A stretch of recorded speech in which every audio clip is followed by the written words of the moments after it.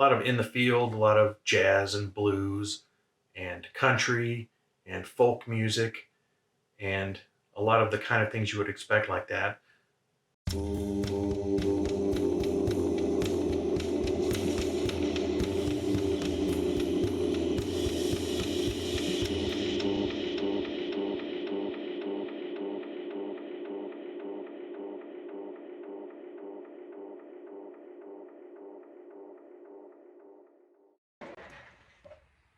Hello VC, Plastic Eric here, Plastic Soundwave Cult, here for a special graduation edition of Collection Connection. The game is just an excuse to talk about music. That's right, my youngest kid is graduating from high school tomorrow, or well today when this comes out. So, yay.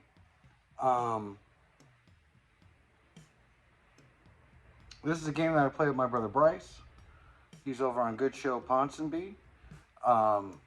Check out his pick every Thursday, and then I make a connection off his pick every Monday.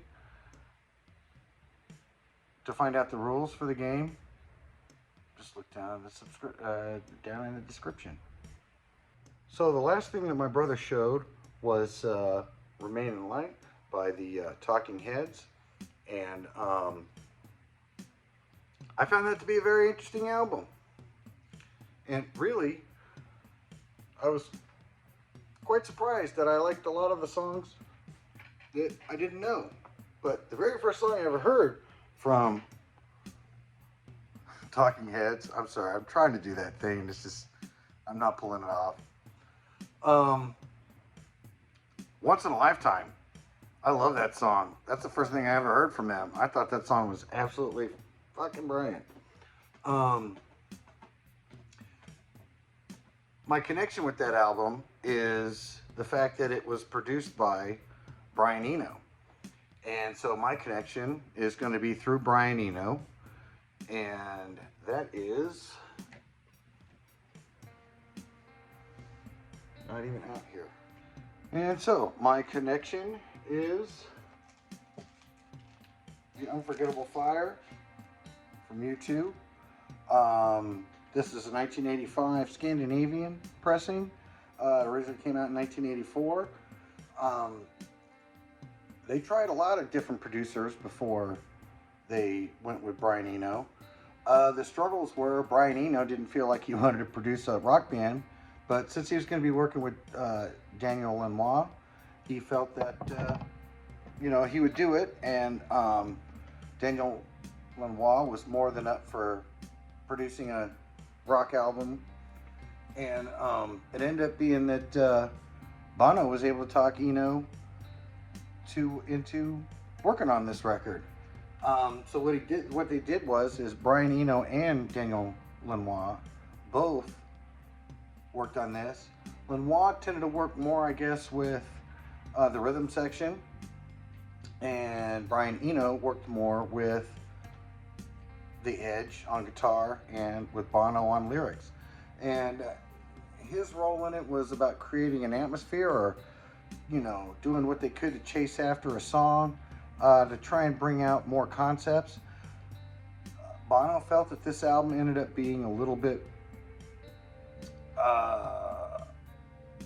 not quite finished, but the collaboration worked well enough to where they went on to do U2's Joshua Tree. And basically there, I think they got that sound. They had a concept for that album, and that one was The Irish Immigrant, basically. And this one is basically the Irish immigrant thinking about the United States, I guess, in a sense. This was the album that really broke them in the US. They did a really good tour with this one that made them quite popular. And I think once they did their Live Aid appearance, that really rocketed them, which set them up for the next album. But this is the album that really broke them. I mean, they got a lot of critical success on their other albums that they did. Crap. And those albums ended up being having more of a rock sound, and these guys were trying to go in a little bit more of a creative direction on this album. Again, they had to fight to get Brian Eno. I mean, I think the guy who owns Island Records was even deciding to to a point that, you know, Brian Eno's going to somehow ruin this record. That this up and coming band is going to get screwed up because of this, you know, ambient guy. And turned out to be, he was totally wrong. He really brought out all the effects that the Edge was doing on his stuff. Are you kidding me? And so yeah, this album broke them in the US, I want to say, or helped them break out into the US is what I probably should say. And but it was Joshua Tree that really made them explode in the US.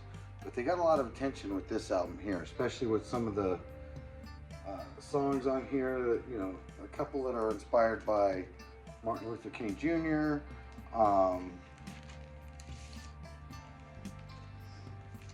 Let's see here. 4th of July, Bad is another famous song that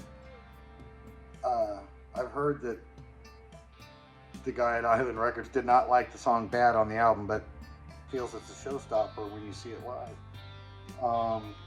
So many other good songs on here too. We got Unforgettable Fire, Wire, Pride in the Name of Love. 4th of July isn't a bad song. Overall, it's a pretty good album. Nice inner sleeve. There's the boys being cool, out of focus. And I think with that, I'm hitting my time now. I'm just hitting my time. Almost. I'm about 10 seconds out. I'm hitting 5 minutes. So with that, I'm just going to say that it's not just about the music. And until next time, bye.